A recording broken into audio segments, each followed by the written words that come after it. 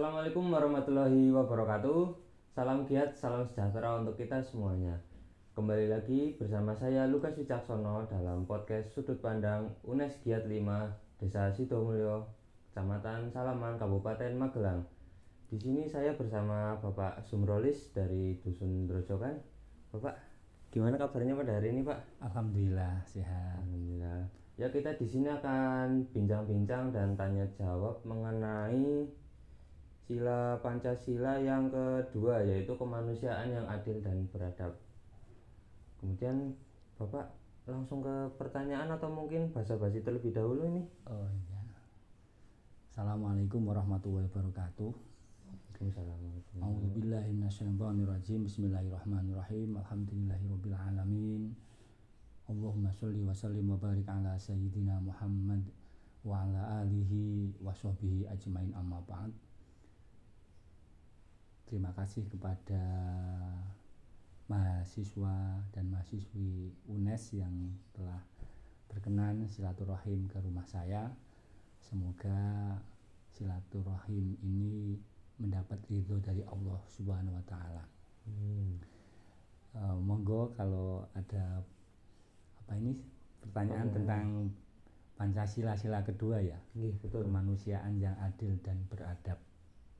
Sebenarnya Pancasila itu sejalan dengan agama Islam, karena adil dan adab itu memang kosakata Arab yang diadopsi menjadi pembendaraan Indonesia. Kemanusiaan yang adil, beradab dan beradab itu juga termasuk ibadah hablum minan nas, karena ibadah itu kan ada dua, hablum minallah, hablum minan nas. Hablum minan nas yaitu berkaitan dengan kata sifat adil dan adab. Ini semuanya kata sifat. Adil itu bisa dimaknai dengan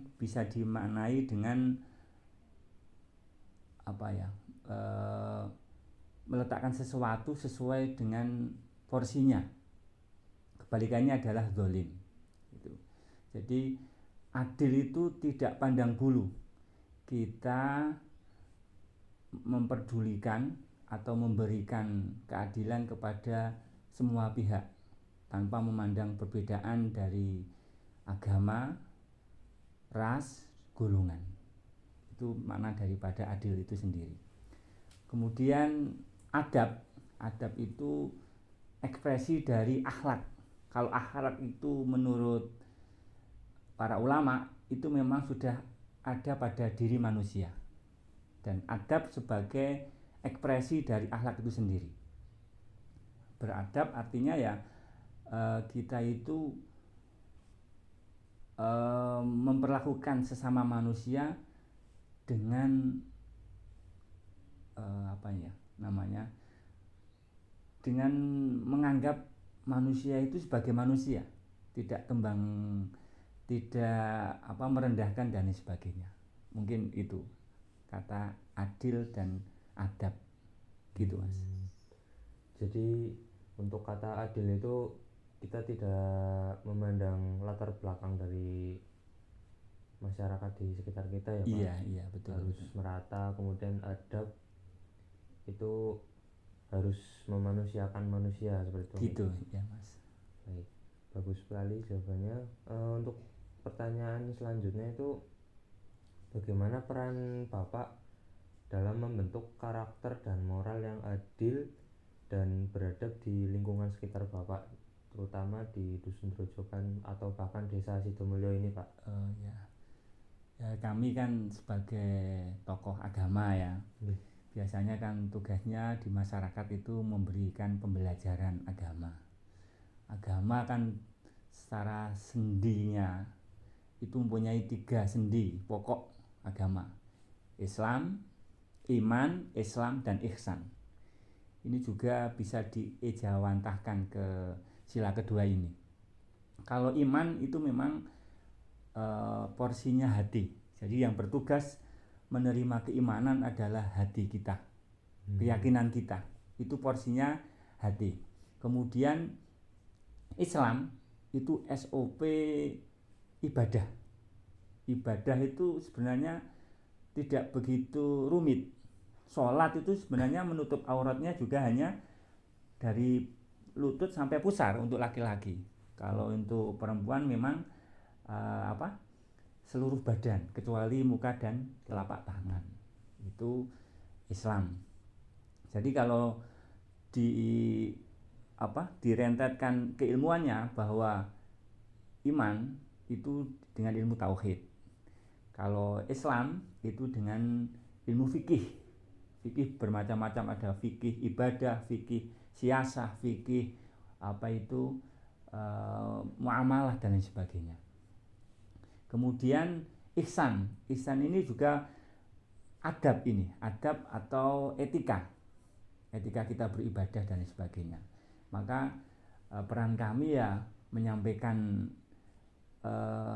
etika beradab, kemudian keadilan, yaitu tanpa keberpihakan kepada yang lain ya.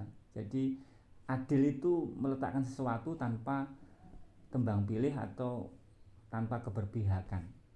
Makanya kami sebagai guru ngaji ya bisanya itu untuk memberikan edukasi atau pembelajaran kepada khususnya anak-anak, umumnya pada masyarakat sekitar, untuk bisa mengamalkan sila kedua ini, kemanusiaan yang adil dan beradab. Itu Mas, karena kami juga terbatas hanya sebagai tokoh agama, ya kita berusaha untuk memberikan sumbangsih untuk itu. Itu mungkin. Berarti penting juga ya untuk menerapkan 3 hal tadi, yaitu Islam, iman, dan ihsan kepada masyarakat di sekitar kita. Iya, jadi ihsan kan seolah-olah dimonitori Allah, seolah kita beribadah melihat Allah, atau kalau kita tidak bisa seperti itu, bahwa Allah melihat kita, dan makanya akan menjadi selalu dimonitori Allah, kan tidak bertindak gegabah, harus mengedepankan kehati-hatian gitu. Betul. Nah, untuk pertanyaan selanjutnya itu ada, apakah sila kedua mengenai kemanusiaan yang adil dan beradab sudah diterapkan di Desa Sidomulyo, dan bagaimana bentuk kegiatannya maupun dari aktivitasnya yang terlihat di masyarakat sekitar sini, Pak? Ya, kita alhamdulillah Desa Sidomulyo itu kan lebih kental dengan Jawa karena memang ada di Jawa Tengah, apalagi Magelang terkenal dengan bahasanya yang halus gitu. Kemanusiaan yang adil dan beradab itu bisa dilihat dari warga sekitar yang ketika ada tamu ya memberikan sambutan yang cukup beradab lah, beretika. Kemudian tanpa tembang pilih, tanpa memandang agama, semua tamu diterima. Bahkan katakanlah ada peminta-minta itu, pengemis itu, kita tetap diperlakukan dengan baik, walaupun yang kita berikan mungkin tidak seberapa, tapi tidak menghardik.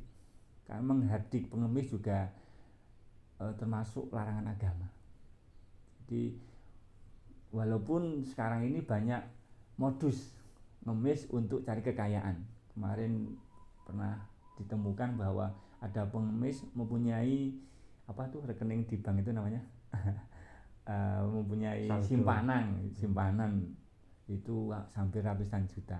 Nah, itu hak mereka. Tapi apa yang kita praktikkan, kita tetap mengapresiasi, kita tetap memperdulikan orang-orang yang memang tidak seberuntung kita ya, dari faktor ekonominya mungkin agak lemah dan sebagainya, tapi kita ketika ada tamu, ada orang datang butuh bantuan kita berusaha mengulurkan tangan. Itu kan juga sikap adil lah, mensyukuri apa yang Allah berikan kepada kita. Kemudian dengan tutur bahasa yang ada di masyarakat kita itu lebih mengedepankan adab atau etika itu sendiri. Itu mungkin yang bisa dilihat ya secara zahir ya, itu karakter kampung kita yang selalu mengedepankan hormat kepada orang lain, mengekspresikan mengapresiasi orang yang baru kita kenal, husnudzon, mengedepankan husnudzon bahwa ini orang baik. Gitu Mas mungkin. Berarti sudah diterapkan seperti itu Pak? Iya, insya Allah kalau di Sasdomulyo itu terlalu terbuka untuk pihak-pihak yang lain lah, katakanlah seperti itu. Baik Pak. Untuk selanjutnya itu kami dari UNES Giat 5 itu mengetahui bahwa di Desa Sidomulyo sudah melaksanakan kegiatan rutin santunan anak yatim piatu. Nah, menurut Bapak dari kegiatan ini jika dihubungkan dengan sila kedua Pancasila itu hubungannya bagaimana Pak? Ya itu jelas lah. Jadi kepedulian kita terhadap anak yatim piatu yang mereka diuji oleh Allah kehilangan orang tuanya, mungkin ya gimana kita bisa bayangkan anak yatim piatu itu kan anak yang belum balik. Jadi batasan yatim itu adalah anak yang belum balik. Dengan kehilangan orang tua kan begitu terpukulnya. Jadi kita mengulurkan tangan dan kita prioritaskan bantuan yatim piatu itu untuk biaya pendidikan. Kita memang membatasi, yang kita berikan kepada orang tuanya adalah sekitar 2 juta atau 3 juta. Selebihnya kita titipkan kepada sekolah-sekolah bagi anak yatim piatu itu. Jadi memang prioritas untuk biaya pendidikan. Kalau kita orang yang beruntung ini masih dibiayai orang tua sampai perguruan tinggi, kita pun santunan yatim piatu mengarahkan bahwa mereka juga berhak untuk kuliah, untuk menjadi orang, jadi S1, S2 dan profesor mungkin ya, itu harapan kita. Jadi alhamdulillah nominal kita sudah banyak. Kita dusun rujukan kemarin ketika dapat giliran santunan yatim piatu itu kita bisa mengumpulkan dana santunan itu sampai 100 juta. 100 juta khusus untuk di dusun rujukan. Ya. Kemudian kalau untuk seluruh Sidomulyo kan kemarin 200 juta. Yatim piatu dapat hampir 20 juta. Itu per tahun. Jadi insya Allah yatim piatu di Desa Sidomulyo itu juga mempunyai kesempatan yang sama untuk meraih cita-citanya dengan bantuan warga setempat. Gitu Mas. Jadi itu bukti nyata kepedulian kita, adil karena itu memang kehendak Allah, beradab ya juga mengapresiasi anak-anak yang kurang mampu, kurang beruntung seperti itu. Gitu Mas. Ya, jadi di Desa Sidomulyo ini kan sudah melaksanakan kegiatan santunan anak yatim. Nah, itu sudah terlaksana dengan baik, di mana hasil santunan dari masyarakat sekitar itu sudah terkumpul cukup banyak untuk membiayai kehidupan anak-anak yatim piatu dan biaya pendidikan untuk tingkat selanjutnya gitu. Nah, kemudian untuk kendala dan hambatan dalam mencapai kemanusiaan yang adil dan beradab di Desa Sidomulyo ini seperti apa Pak? Ya memang kalau kendala hambatan yang dihadapi ya pasti ada. Namanya masyarakat kan majemuk, kadang yang kurang pengetahuannya, kurang SDM-nya, jadi seolah-olah gimana gitu. Tapi alhamdulillah itu hanya sebagian kecil dari warga kita yang memang SDM-nya, latar belakang pendidikannya juga masih kurang. Makanya dari itu kita selalu mengkampanyekan bahwa mengulurkan tangan kepada saudara-saudara kita yang kurang mampu itu memang perintah agama. Karena kita warga agamis, yaitu kita selalu mengedepankan dengan wacana keagamaan. Jadi hambatan selama ini ya mungkin karena kurangnya koordinasi antara beberapa pihak, masyarakat, pemerintah desa, dan komponen-komponen yang lain. Jadi insya Allah hambatan yang selama ini ada itu tidak menghalangi terwujudnya kegiatan santunan yatim piatu itu sendiri. Dan kami selalu mengedukasi masyarakat, ayo kita syukuri apa yang kita sudah diberikan oleh Allah, karena di harta kita itu ada hak orang lain. Jadi sebagian harta kita itu ada hak orang lain, tidak seutuhnya milik kita. Maka dari itu ya, walaupun ada 1-2 orang yang mengkritik, idik apa itu sedikit-sedikit iuran tarikan itu loh. Ya walaupun memang dalam kondisi saat ini ekonomi sedang sulit, kadang wajar lah, manusiawi ketika orang mengeluh dengan apa yang menjadi program desa maupun dusun. Tapi alhamdulillah kita sebenarnya mengumpulkan dana sebesar itu dengan proses beberapa tahun. Kebetulan dari warga itu punya wadah untuk silaturahim. Malam Jumat kita mujahadahan, seolah baca Yasin. Kalau yang ibu-ibu itu ada malam Minggu membaca sholawat dan sebagainya, itu sebagai wadah silaturahim.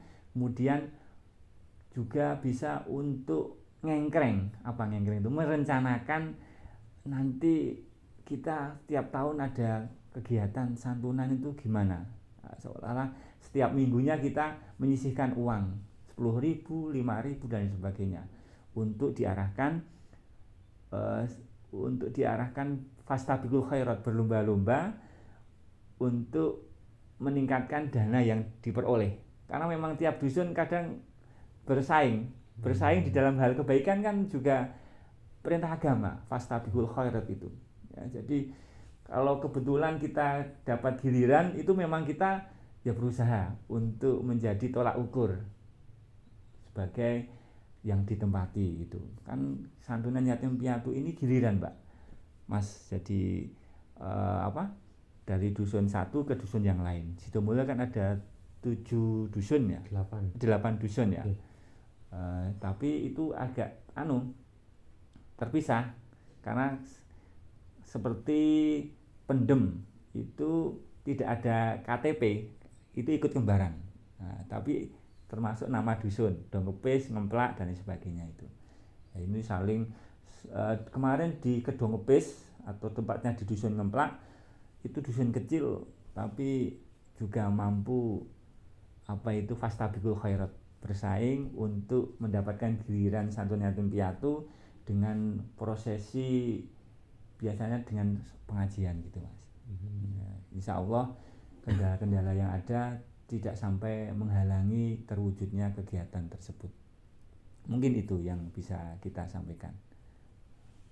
Kemudian terakhir Pak, harapan Bapak untuk Desa Sidomulyo supaya masyarakatnya itu atau terciptanya masyarakat yang adil dan beradab seperti apa Pak?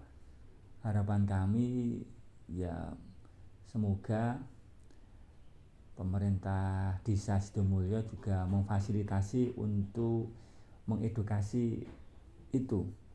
Intinya kami dari awal sudah sampaikan, kalau agama kita itu kita terapkan, insya Allah sila-sila di Pancasila, khususnya sila kedua ini bisa terwujud. Makanya yang penting saling mengapresiasi satu dengan yang lain. Insya Allah masyarakat kita juga akan berkarakter yang baik, berakhlakul karimah. Ketika akhlak sudah menjadi warna dasar pada diri masyarakat, tentunya kebaikan yang akan bermunculan gitu. Ya, intinya ya harapannya ya semua saling koordinasi, kemudian kerjasama yang kuat. Ini kunci untuk mewujudkan kemanusiaan yang adil dan beradab. Ngoten, Mas. Baik, terima kasih Bapak Zumrolis atas jawabannya. Ini sangat memotivasi sekali ya untuk kita semua, bahwa kita itu harus saling berlomba-lomba dalam hal kebaikan seperti itu. Entah melalui infak atau mungkin santunan anak yatim, itu juga untuk kebaikan kita bersama seperti itu nih Pak. Tidak terasa kita sudah berada di penghujung acara. Sepertinya ini waktu mencemburui kita nih Pak. Nggih. Sudah hampir selesai. Demikian podcast sudut pandang pada kesempatan kali ini. Saya Lukas Wicaksono selaku pembawa acara izin pamit undur diri. Terima kasih pada Pak Sumrolis Sama-sama atas Mas. waktunya dan jawaban-jawaban yang sangat memotivasi kita. Saya akhiri. Wassalamualaikum warahmatullahi wabarakatuh. Salam giat, salam sejahtera untuk kita semua. Waalaikumsalam warahmatullahi wabarakatuh.